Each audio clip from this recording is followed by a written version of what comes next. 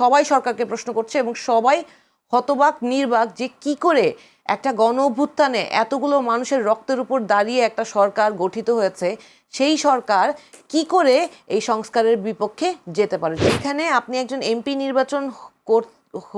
নির্বাচিত হতে আপনার জনগণের ম্যান্ডেট লাগে, সেইটাকে আপনি মানেন, কিন্তু গণভোটে যে জনগণ ম্যান্ডেট দিয়েছে সেইটাকে আপনি মানেন না। যে সরকার এবং বিচার বিভাগের মধ্যে সমন্বয় করা সম্ভব হবে না এইভাবে যদি বিচার বিভাগীয় সচিবালয় বা প্রধান বিচারপতির হাতে যদি ক্ষমতা চলে যায়, তাহলে এই সমন্বয় করা কঠিন হবে। এই কারণে ভাই সমন্বয় কেন, সমন্বয় মানে কি, আপনার অধীনে থাকতে হবে। জি, যদি অ্যাডভোকেট হুমায়রা নূর যদি এইভাবে বলি, আসলে জুলাই সনদ এবং গণভোটের রায় বাস্তবায়নের দাবিতে অনশন করেছেন 3 জন শিক্ষার্থী, সেখানে তেমন জনগণের সাড়া আমরা দেখেছি। এনসিপির কি বলেন পাটোয়ারি নাসিরুদ্দিন পাটোয়ারি গেছেন, অনেকে গেছেন, সংহতি প্রকাশ করেছেন, বাট অনশন ভাঙাতে পারেনি। কিন্তু ভাঙাতে হলো শহীদদের মাদের। প্রশ্ন হলো এই আন্দোলনে, এই অনশনে সর্বস্তরের মানুষের সাড়া মেলেনি। যদি বলি আপার কথা ধরে বলি, ক্ষমতার ভাগাভাগির কারণে কি মানুষ কি তাদের কাছ থেকে, বা যদি বলি শিক্ষার্থীদের কাছ থেকে, জেনজিদের কাছ থেকে আস্থা তুলে নিয়েছে এরকম? ধন্যবাদ আপনাকে। আমার সহ আলোচক, রাজপথের অনেক অনেক দিনের সংগ্রামী একজন নেত্রী, ওনাকে আমার অন্তর থেকে সাধুবাদ জানাই এবং আজকে আমাদের যারা দেখছেন সবাইকে সালাম এবং শুভেচ্ছা জানিয়ে শুরু করছি। আপনি যে প্রশ্নটা করেছেন এই প্রশ্নটার বিষয়ে আমি আসলে একটু দুঃখ নিয়েই বলতে চাই যে যেইভাবে জিনিসটাকে পোর্ট্রে করা হচ্ছে, যে এখানে জনগণের সম্পৃক্ততা ও অংশগ্রহণ এনশিওর্ড হয় নাই, কথাটা ঠিক না। কেন জানেন? কারণ ওরা 3 জন যে অনশনে নেমেছে এইটা একেবারে তাদের নিজস্ব উদ্যোগে অনশনে নেমেছে এবং তারা কিন্তু তাদের এই কার্যক্রমে কাউকে সংহতি জানানোর জন্য ডাকে নাই।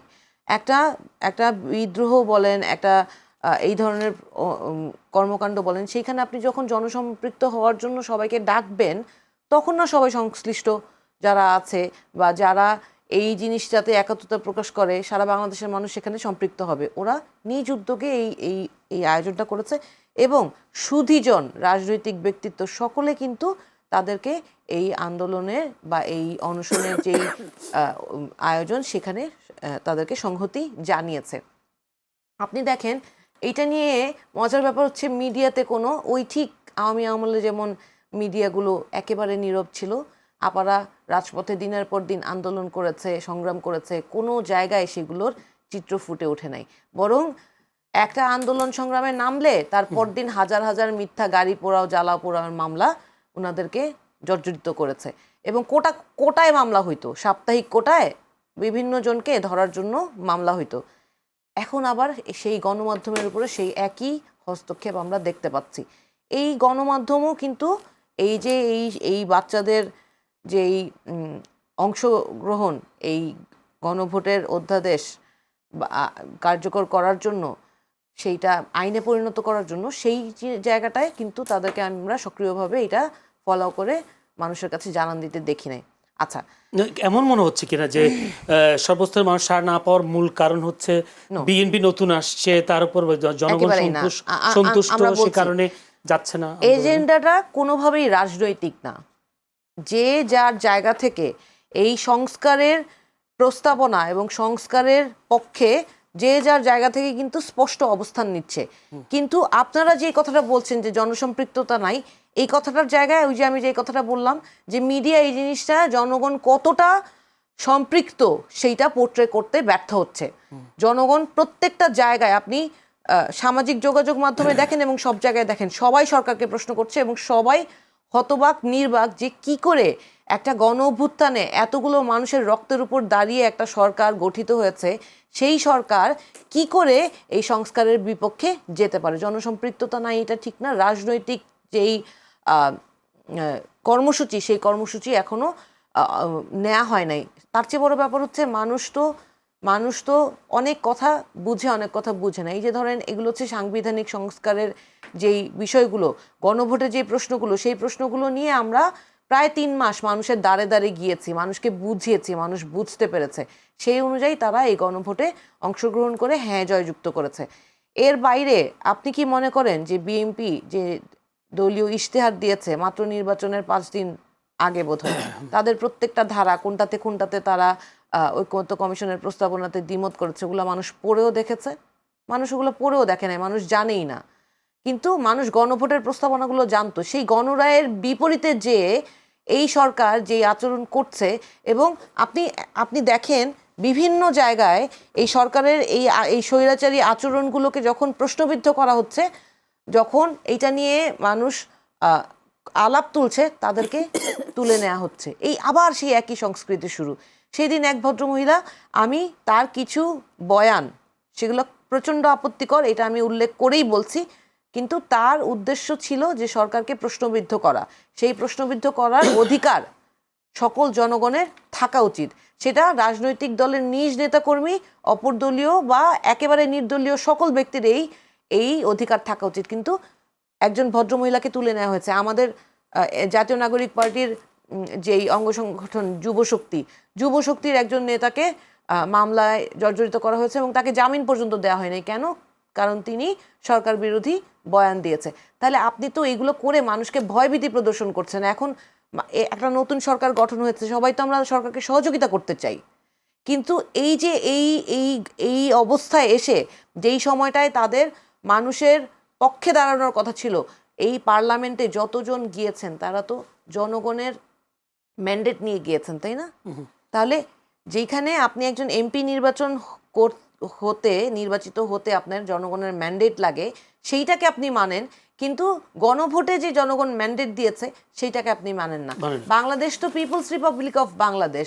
বাংলাদেশের মালিক হচ্ছে জনগণ, সার্বভৌম ক্ষমতা হচ্ছে জনগণের হাতে। জনগণ আপনাদেরকে প্রতিনিধি বানিয়েছে জনগণের রায়কে বাস্তবায়ন করার জন্য, জনগণের পক্ষে কাজ করার জন্য। কিন্তু আপনারা যে আজকে জনগণের বিরুদ্ধে দাঁড়িয়েছেন, কয়েকটা উদাহরণ দিব। বিএনপি তার নিজ ইশতেহারের 10 নম্বর দফায় যেই স্বতন্ত্র বিচার বিভাগীয় সচিবালয়ের কথা উল্লেখ করেছে, যেই বিচার বিভাগীয় সচিবালয়ের কথা উল্লেখ করে তারা এই ইন্টারিম গভর্নমেন্টের আমলেও বর্তমান আইনমন্ত্রী এবং সাবেক অ্যাটর্নি জেনারেল স্যার উনি বলেছেন যে এখানে উনি অনেক চেষ্টা করছেন, এবং এখন যিনি অ্যাটর্নি জেনারেল স্যার উনারাও অনেক চেষ্টা করেছেন যে একটা স্বতন্ত্র সচিবালয় গঠন করার। সুপ্রিম কোর্ট এই কিছুদিন আগেই সেইটা নিয়ে একটা ডিরেকশনও দিয়েছে, কিন্তু তারপরও এইটা নিয়ে যে অধ্যাদেশগুলো হয়েছে তারা সেই অধ্যাদেশ বাতিল করে দিয়েছে। আপনি সেই অধ্যাদেশের বাতিল করার পাশে তাদের যে রিমার্কস সেটা পড়ে দেখেছেন?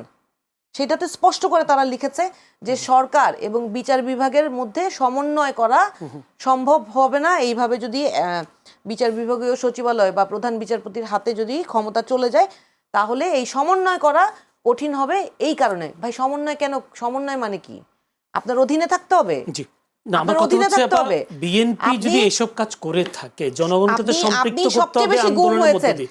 ওই যে আপাকে জিজ্ঞেস করেন, একটা দিন শান্তিতে নিঃশ্বাস নিতে পারে নাই, আপনি জিজ্ঞেস করেন। অথচ আজকে তার দল এই গুম এবং মানবাধিকারের বিষয়ক যে অধ্যাদেশগুলো আছে সেই দলগুলো র্যাটিফাই করে নাই। বলছে যে এটা নাকি অধিকতর বিবেচনা করে এটাকে নাকি আবার বিল উত্থাপন করবে। অথচ আপনি দেখেন যে এই অধ্যাদেশ প্রণয়ন করার আগে বিভিন্ন সিভিল সোসাইটি, ফরেন অ্যাফেয়ার্স নিয়ে যারা কাজ করে, যারা বাংলাদেশের যারা এই মানবাধিকার নিয়ে কাজ করে, প্রায় 6 শতাধিক মানুষের সাথে এই অধ্যাদেশগুলো নিয়ে, এই আইনগুলো নিয়ে আলোচনা করা হয়েছে। এখন তারা বলছে যে গুম নাকি সংজ্ঞাটা ঠিক হয় নাই। শুনেন, গুমের সংজ্ঞার ঘটনাটা আমি আসবো আপনার কাছে। গুমের সংজ্ঞায় উনারা যেটা রাখতে চায় না, সেটা হচ্ছে উনারা বলতে চায় যে জাতীয় নিরাপত্তার স্বার্থে কাউকে যদি আটক করা হয় সেইটা গুম না। উনাদের যেটা সমস্যা, সেই সমস্যাটা হচ্ছে যে এই যে তদন্তের ভার মানবাধিকার কমিশনকে দেয়া হবে, যেই কমিশনের আসলে এখতিয়ার থাকবে যে পুলিশ প্রশাসন এবং আইন শৃঙ্খলা বাহিনী যে এই যে গুম কারা করে, তারাই তো করে সরকারের আদিষ্ট হয়ে।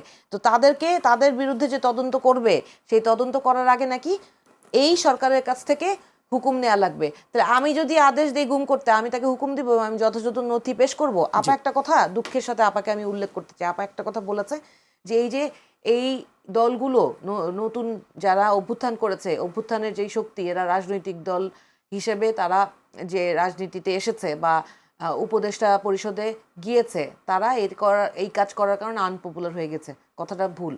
কথাটা এই জন্য ভুল, আমি সম্মানের সাথে বলছি।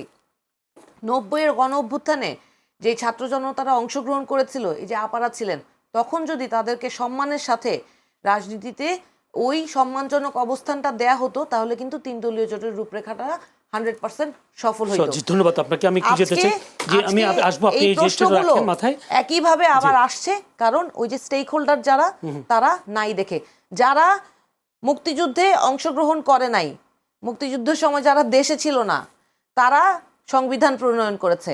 যারা অভ্যুত্থানের সময় দেশে ছিল না, তাদের হাতে যদি আপনি আইন প্রণয়নের দায়িত্ব নেন, আজকে এই আইন এইভাবেই বাতিল হবে। এইটাই বাস্তবতা। এই একই কারণে যারা যারা সংগ্রাম করেছে, যারা সংগ্রামে সরাসরি অংশ নিয়েছে, যাদের এজেন্ডা ছিল ফ্যাসিবাদ নির্মূল করা, তাদেরকে আপনাকে অবশ্যই সম্মুখ সারিতে রাখতে হবে। আপনাদের মতো সংগ্রামী যারা, তাদেরকে যদি সরাসরি নির্বাচনে অংশগ্রহণ করতে দেওয়ার সুযোগ দিত, তাহলে তাদের রাজনীতিটা আজকে অন্য জায়গায় যেত এবং তারা তাদের সক্ষমতায়, নিজ সক্ষমতায় মানুষের জন্য কাজ করতে পারত। জেরিন খান যদি